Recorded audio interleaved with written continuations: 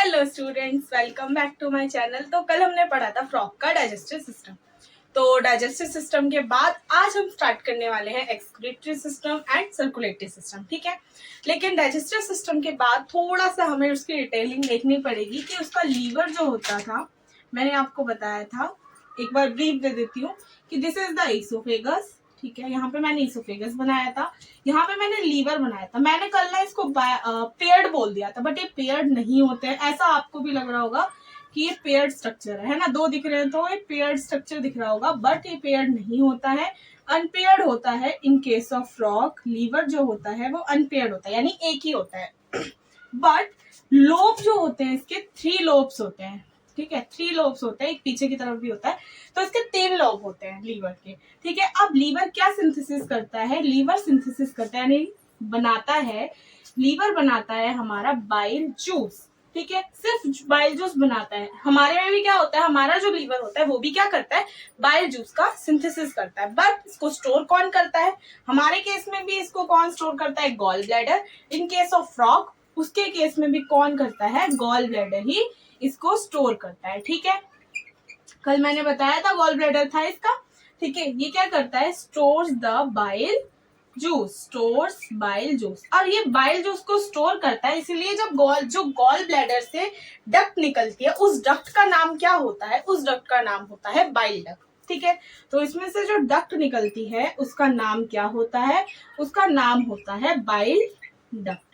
ठीक है, ये हो गया हमारा क्या, लीवर के बारे में कि लीवर क्या सिंथेसिस करता है। इसके लीवर के जस्ट इधर ही मैंने गॉल ब्लैडर बनाया था, कल दिखा था आपको, है ना। और इससे जो ये डक्ट निकलती है इसको हमने बोला बाइल डक्ट। ठीक है, बाइल डक्ट। और इसके जस्ट पास में ही कौन थी? हमारी पैनक्रिया। ठीक है, ऐसे ऐसे ऐसे करके क्या थी? हमारी पैनक्रिया। और पैनक्रिया से जो डक्ट निकलती है उसको हम बोलते हैं pancreatic duct. Pancreatic duct. Pancreas क्या सिंथेसिस करती है? ठीक है, पैनक्रिया सिंथेसिस करती है पैनक्रिएटिक जूस। ठीक है, पैनक्रिएटिक जूस। अब पैनक्रिया है तो पैनक्रिएटिक जूस ही सिक्रीट करेगी, और इसकी डक्ट जो निकलती है इससे उसका नाम क्या हो गया? Pancreatic duct. अब जो बाइल डक्ट और पैनक्रिएटिक डक्ट है, ये दोनों एक साथ फ्यूज करके क्या बना लेती हैं? ये दोनों एक साथ फ्यूज करके बना लेती हैं कॉमन बाइल डक्ट। ऐसे करके दोनों फ्यूज हो जाती हैं और इसका नाम होता है कॉमन बाइल डक्ट। और ये जो कॉमन बाइल डक्ट है ये ओपन कहाँ होती है? इंटेस्टाइन के फर्स्ट पार्ट में। वो क्या था? ड्यूडनम। फिर क्या था? इलियम और रेक्टम। तो इसके फर्स्ट पार्ट में जो है ये ओपन होती है, यानी कि ड्यूडनम में ये ओपन हो जाती है, और वहीं पे ये दोनों सिक्रीशंस छोड़ देती है। जैसे कि एक सिक्रीशन तो जो गॉल ब्लैडर से आया था यानी कि बाइल जूस, और दूसरा सिक्रीशन जो पैनक्रिया से आया था या पैनक्रिएटिक डक्ट से आया था यानी कि पैनक्रिएटिक जूस। दोनों इस कॉमन बाइल डक्ट से कहां पर पहुंच जाते हैं? ड्यूडनम के पास पहुंच जाते हैं। और ड्यूडनम क्या कर देती है? जब स्टमक और HCl जब फूड से मिक्स होते हैं तो उस HCl प्लस फूड को बोलते हैं काइम। जो भी मैं बताऊंगी उसके बारे में भी, काइम। जब वो काइम इंटेस्टाइन के पास आता है, फर्स्ट पार्ट ऑफ इंटेस्टाइन के पास आता है यानी कि ड्यूडनम के पास आता है, तब ये दोनों जो सिक्रीशन है ये उस फूड के साथ मिक्स हो जाते हैं और उसको क्या करते हैं? फर्दर डाइजेशन करते हैं उसका। ठीक है, तो ये वाला समझ में आ गया होगा, आई होप सो आपको। ठीक है, तो ये जो है ये मैंने थोड़ा लीवर के बारे में कि आपको थोड़ा डाउट ना हो, इसलिए मैंने ये सब एकदम क्लियर कर दिया। ठीक है, अब इसके बाद हम क्या करेंगे? डाइजेशन का प्रोसेस समझेंगे कि कैसे कैसे डाइजेशन होता है। फर्स्ट पार्ट में माउथ से कैसे खाना जो है इसोफेगस में जाता है और कैसे कैसे स्लो स्लो स्लो डाइजेशन होता है। ठीक है, तो चलिए स्टार्ट करते हैं। पहले इसको लिख लो। अब मैंने एक चीज बताई थी, फ्रॉग क्या है? कार्निवोर है, बट उसका टेडपोल लार्वा क्या होता है? हर्बीवोर, यानी कि वो ग्रासेस को ईट करता है। बट हमारा फ्रॉग जो होता है ये कार्निवोर होता है, ये क्या करता है? मीट वगैरह को भी ईट करता है ना। तो अगर ये कार्निवोर है तो इसको सेलुलोज तो डाइजेशन करने की जरूरत है नहीं। हर्बीवोर जो होते हैं वो ग्रासेस खाते हैं, ग्रासेस में क्या होता है? सेल वॉल होता है, और सेल वॉल किससे बना होता है? मिलकर सेलुलोज से। तो उनको सेलुलर डाइजेशन करना पड़ता है, तो उनकी एलिमेंट्री कैनाल या फिर इंटेस्टाइन क्या होती है? लॉन्ग होती है। But in case of frog ये क्या है? कार्निवोर है, तो इसकी जो एलिमेंट्री कैनाल या स्पेसिफिक बोलो तो इंटेस्टाइन क्या होती है? शॉर्ट होती है। ठीक है, तो लिख देते हैं फ्रॉग जो होता है वो क्या है, फ्रॉग जो है, फ्रॉग इज ए कार्निवोर, है ना, कार्निवोर यानी कि meat eating animal, meat eating animal, okay, या फिर एनिमल जो भी लिखते हैं, meat eating animal, meat eating मतलब बस इतना लिख लो, ठीक है। तो उससे समझ आया फ्रॉग क्या है, कार्निवोर है, इसीलिए इसकी जो एलिमेंट्री कैनाल होती है, एलिमेंट्री कैनाल, या फिर बोल सकते हैं इसकी जो इंटेस्टाइन होती है वो क्या होती है, शॉर्ट होती है, शॉर्ट होती है, ठीक है। अब एक और पॉइंट जो है वो एनसीईआरटी ने दे रखा है कि क्लोएका, मैंने कल बताया था, पहले जो इंटेस्टाइन थी, पहले इंटेस्टाइन थी ड्यूडनम, फिर इलियम, फिर रेक्टम, रेक्टम के बाद जो एक पार्ट आ रहा था उसे हमने कहा था क्लोएका। इस क्लोएका में जो है, फ्रॉग में जो एक क्लोएका होती है, इसमें 3 ओपनिंग आके खुलती हैं। कौन कौन सी, एक तो एक्सक्रीटरी कैनाल खुलती है, ठीक है, एक्सक्रीटरी यानी कि ये कॉमन है जिससे ये तीनों के तीनों मटेरियल बाहर आते हैं, ठीक है। तो एक्सक्रीटरी कैनाल खुली यानी कि यहाँ पर एक्सक्रीटरी वेस्ट आ गया, ठीक है। एक और कैनाल होती है हमारी, कौन कौन सी, एक होती है रिप्रोडक्टिव कैनाल, ठीक है, रिप्रोडक्टिव कैनाल ये फीमेल में ओपन होती है, ठीक है, reproductive canal, okay, reproductive canal जो कि ओविडक्ट है, ये भी यही ओपन होती है ना। और हमारी एलिमेंट्री कैनाल, ठीक है, ये क्या है हमारी एलिमेंट्री कैनाल। अब आपने urinogenital duct, in case of male frog जो उसकी एक्सक्रीटरी कैनाल होती है वो यूरिनोजेनाइटल होती है। यूरिनोजेनाइटल मतलब कि यूरिन प्लस एक्सक्रीटरी वेस्ट दोनों इसी से क्या होता है, सॉरी, यूरिन प्लस इसके जो स्पर्म्स होते हैं ये दोनों इसी डक्ट से क्या होते हैं, पास आउट होते हैं, तो इसीलिए इसको बोला जाता है यूरिनोजेनाइटल, ठीक है, यूरिनोजेनाइटल। मेल जो फ्रॉग होता है ना उसका जो एक्सक्रीटरी कैनाल होती है वो यूरिनोजेनाइटल होती है। यूरिनो मतलब कि यूरिन, और जेनाइटल यानी कि उसके जीन्स होता है ना, जीन्स किससे ट्रांसफर होते हैं, एग से या स्पर्म से, तो अब मेल की बात हो रही है तो यानी कि स्पर्म, तो इसीलिए इसको क्या बोल देते हैं, यूरिनोजेनाइटल बोल देते हैं। लेकिन फीमेल में तो ऐसा नहीं होता, फीमेल में अलग डक्ट आती है और इसमें ओपन होती है, तो इसीलिए मैंने यहाँ पर कॉमन लिख दिया है कि ओविडक्ट, ठीक है। तो ये तीनों की तीनों इसी क्लोएका में ओपन हो जाती है, इसीलिए इसको बोलते हैं कॉमन चैम्बर। तो मैं बता रही थी ये क्या है, एक कॉमन चैम्बर है for the excretory waste, for the reproductive, यानी कि जब स्पर्म्स जो है, एक मिनट, जब स्पर्म्स जो है ट्रैवल करेंगे और आएंगे तो वो इसी के थ्रू आएंगे, इसी के थ्रू क्या होंगे, बाहर आएंगे, और डाइजेशन के बाद जो फीकल मैटर बचेगा वो भी इसी के थ्रू बाहर आएगा, ठीक है। तो ये क्या है, एक कॉमन चैम्बर है for excretory waste, for the reproductive influence, ठीक है, एंड द डाइजेस्टिव यानी कि फीकल जो मैटर बनेगा उसके बाद, ठीक है। ये ही जो है इन तीनों के लिए कॉमन चैम्बर हो जाता है, ठीक है। और इन केस ऑफ फीमेल ये क्या होता है, रिप्रोडक्टिव ट्रैक्ट इसमें खुलती है, but in case of male reproductive tract नहीं खुलती है, क्योंकि वो जो एक्सक्रीटरी कैनाल है वही उसकी रिप्रोडक्टिव कैनाल हो जाती है और वही उसकी एक्सक्रीटरी कैनाल हो जाती है। यूरिनोजेनाइटल डक्ट बोलते हैं, ठीक है, कि यूरिन और स्पर्म्स दोनों इसी डक्ट के थ्रू आ जाते हैं, ठीक है। तो ये होता है। अब इसके बाद हम क्या करेंगे, डाइजेशन का प्रोसेस सुनेंगे कि डाइजेशन का प्रोसेस कैसे कैसे होता है इन केस ऑफ फ्रॉग, ठीक है। सबसे पहले क्या हुआ, फ्रॉग ने फूड को कैप्चर किया।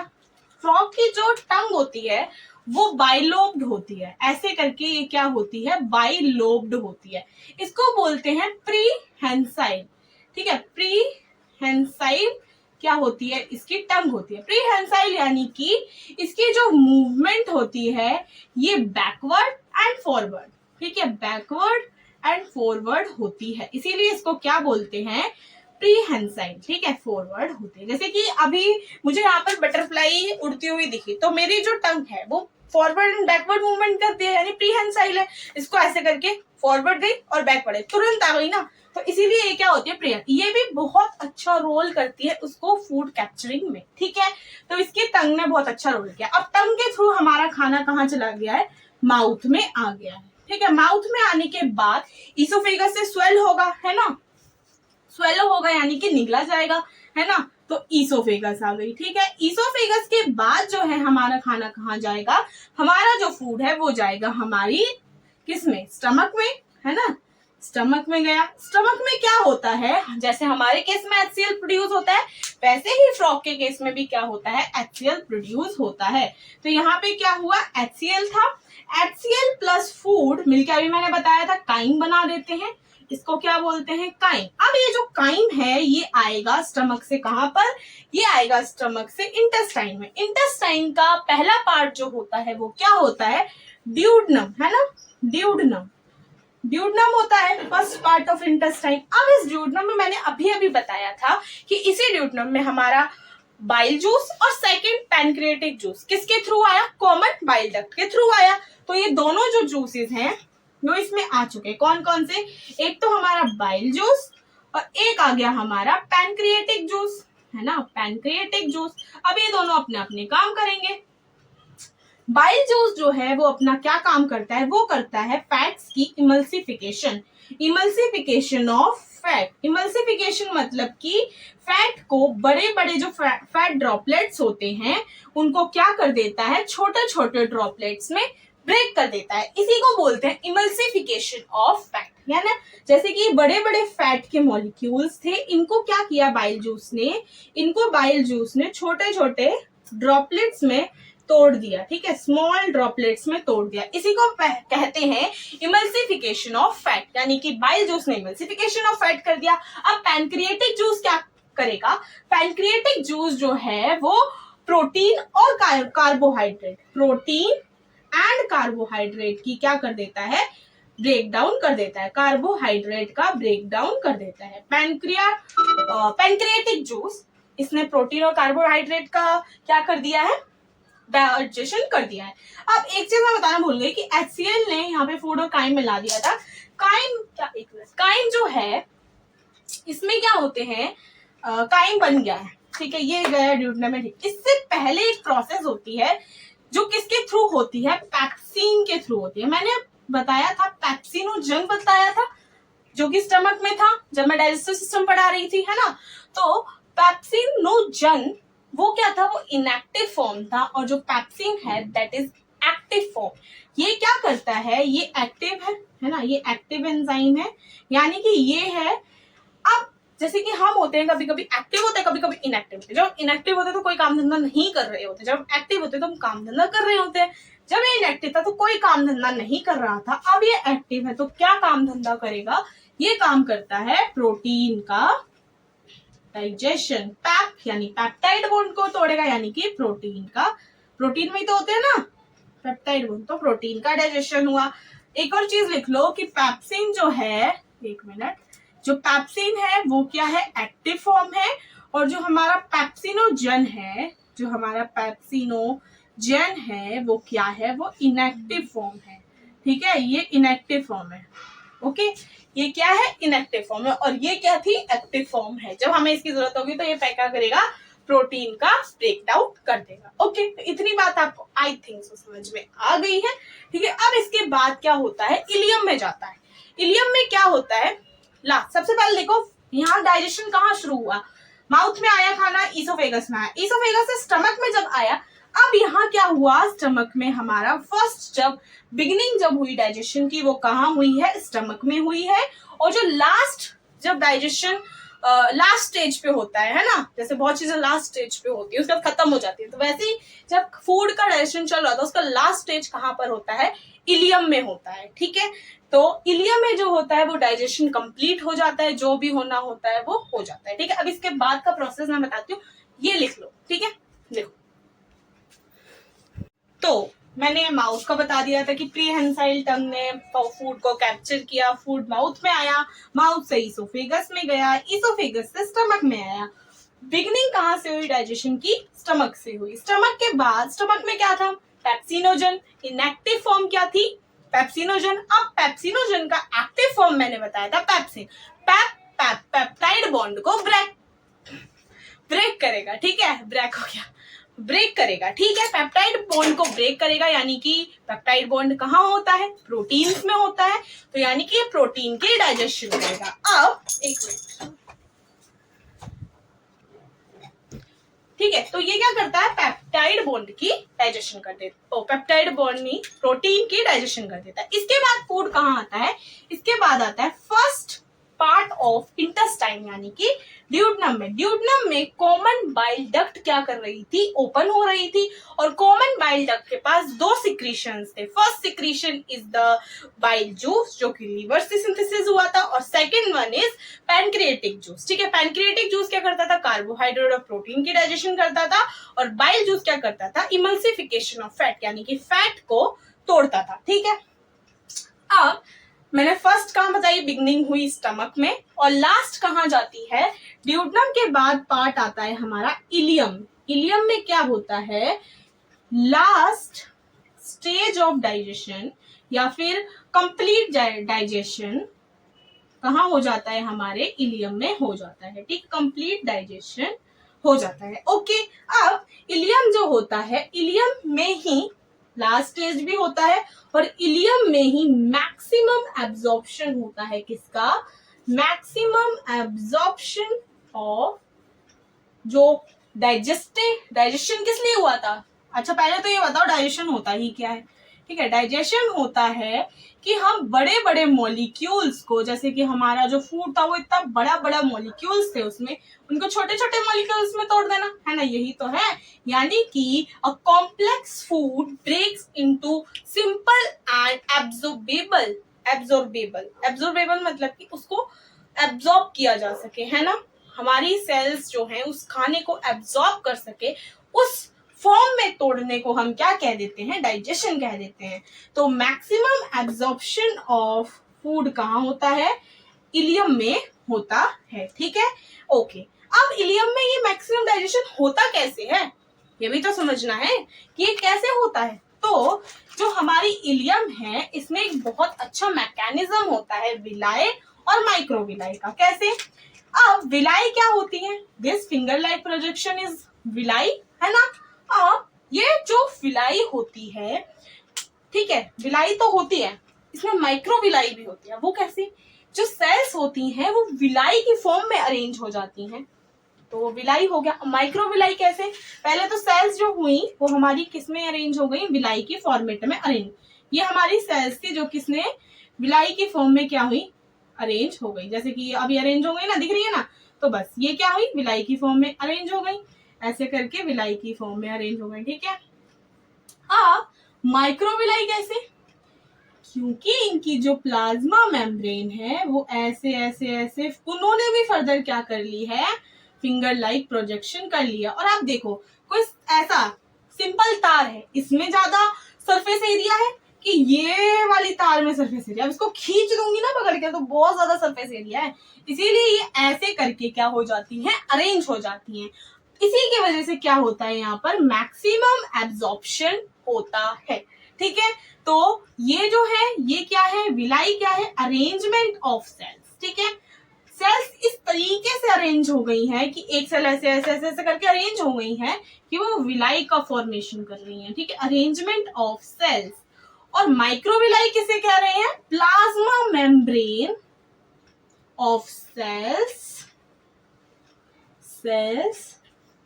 is folded like finger like projection हो गई है। ठीक है, फिंगर लाइक प्रोजेक्शन। ओके, तो ये जो है ये अरेंजमेंट हमारी कहां पर होता है, इलियम में होता है। इन केस ऑफ फ्रॉग तभी क्या होता है, इलियम में मैक्सिमम एब्जॉर्प्शन हो पाता है। अब मैक्सिमम एब्जॉर्प्शन हो गया तो फूड जो भी एब्जॉर्ब होना होगा, जो न्यूट्रिएंट्स होंगे जो एब्जॉर्ब होने होंगे वो एब्जॉर्ब हो जाएंगे। देन रेक्टम में फूड आएगा, वो क्या होगा, वो फीकल मैटर होगा। फीकल मैटर क्या कर जाएगा, बाहर आ जाएगा, जिसे हम क्या बोलते हैं, इजेशन।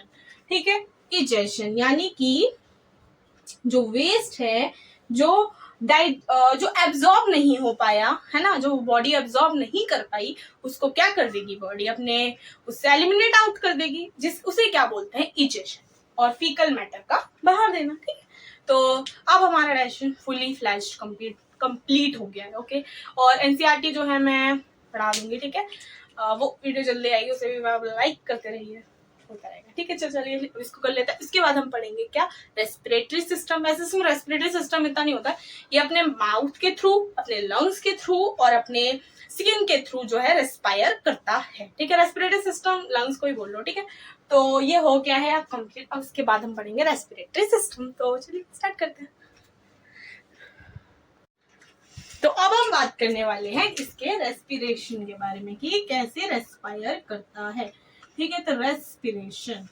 अब राइटिंग को मत जाना, खराब ही है। वैसे कॉपी में जब लिखते हैं तो अच्छी होती है, बट बोर्ड में तो खराब।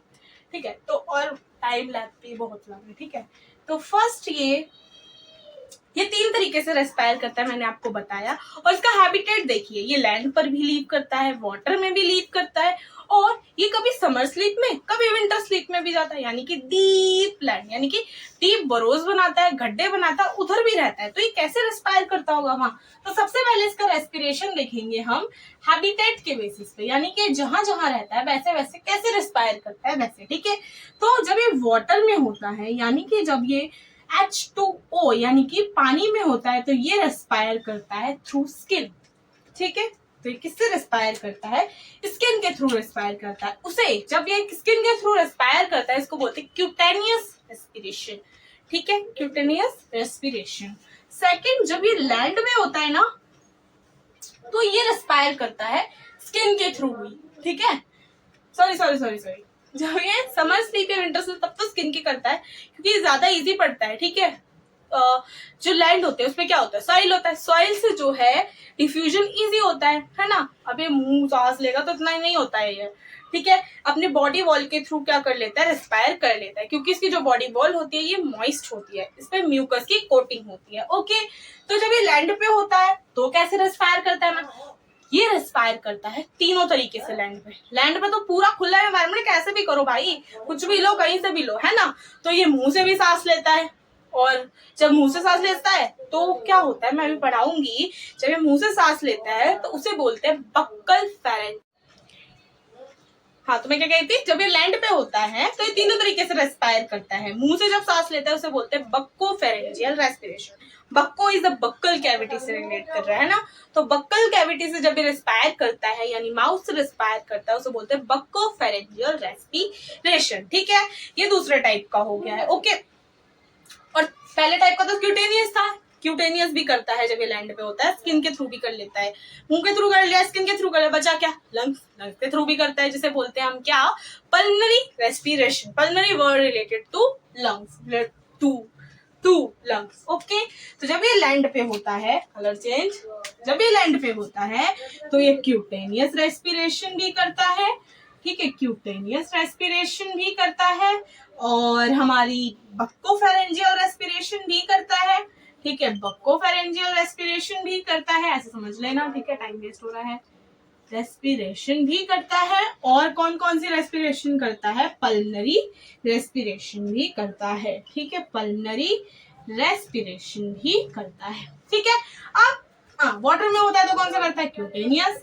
ठीक है, एक नहीं बताया मैंने क्या, जब ये स्लीप करता है। और स्लीप 2 टाइप की करता है ये, एक करता है समर स्लीप, है ना, एक करता है भाई समर में भी सो रहा है, विंटर में भी सो रहा है। अपन नहीं सो सकते हैं क्योंकि पढ़ना है, तो समर स्लीप को बोलते हैं क्या, समर स्लीप में ऐसा रहा है तो यानी कि एस्टिवेशन करता है। समर स्लीप को एस्टिवेशन और विंटर स्लीप को हाइबरनेशन बोलते हैं। जब ये एस्टिवेशन या हाइबरनेशन में होता है, इस टाइम पर ये क्या कर रहा होता है, इस टाइम पर भी ये क्यूटेनियस रेस्पिरेशन कर रहा होता है, यानी कि स्किन के थ्रू रेस्पायर करता है। स्किन के थ्रू कैसे रेस्पायर करता है, suppose this is the frog की स्किन। ठीक है, दिस इज द फ्रॉग की, अच्छा इससे ब्लड वेसल्स बनाएंगे। दिस इज द फ्रॉग की स्किन, ग्रीन होती है ना, तो दिस इज द फ्रॉग की skin. Okay ma'am, the frog की skin, these are the blood vessels, these are the blood, oh ज़्यादा अच्छी बन गई है these are the blood vessels। ठीक है, blood vessels, और हमारी ऑक्सीजन क्या थी, बाहर थी, CO2 अंदर थी, कैपिलरीज के। इसमें मैं पढ़ाऊंगी सर्कुलेटरी सिस्टम क्लोज टाइप का होता है, इसलिए क्या होता है, कैपिलरीज प्रेजेंट।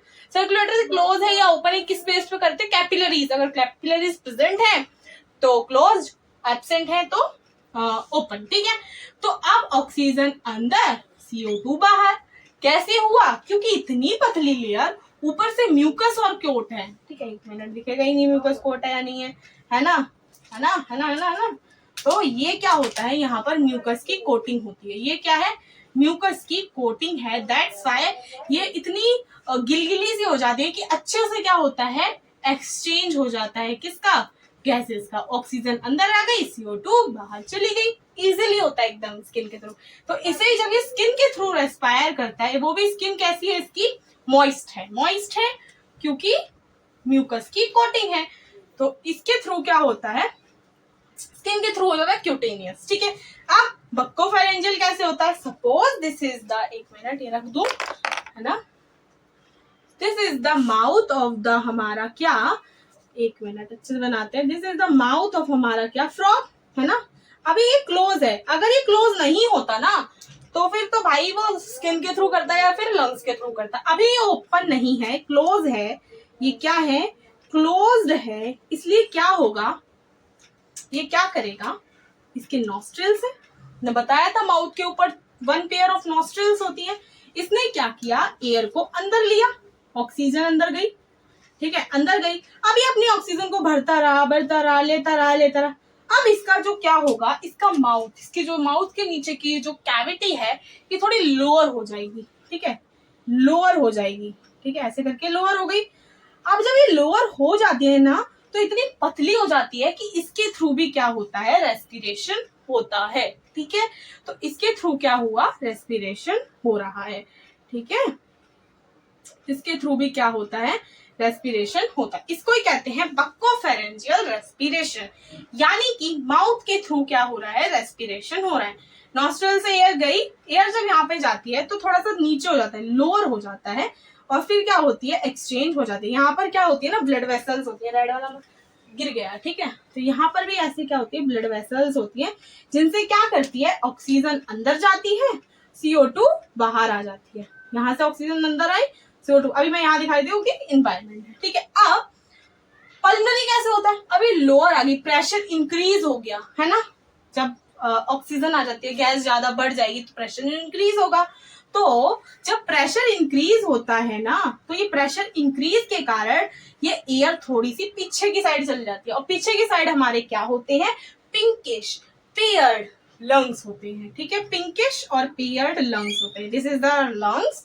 तो इसमें क्या हो जाती है, ये ऑक्सीजन अब इन सब में चली जाती है, तो ऑक्सीजन अंदर, CO2 बाहर, ठीक है। और ये लंग्स कैसे होते हैं, सैक लाइक, पिंकिश और पेयर्ड होते हैं, ठीक है। तो ये तीनों के तीनों मैंने रेस्पिरेशन आपको बता दी है। बक्कोफेरेंजियल स्किन के थ्रू क्यूटेनियस, लंग्स के थ्रू पल्मोनरी, ठीक है। और ये तीनों के तीनों मैंने अच्छे से बता दी। अब इनको आप अच्छे से लर्न कर लो, लिख लो, एकदम फर्स्ट, एकदम 4 पॉइंट अच्छे से आ जाएंगे, ठीक है। तो अब मिलते हैं नेक्स्ट वीडियो में।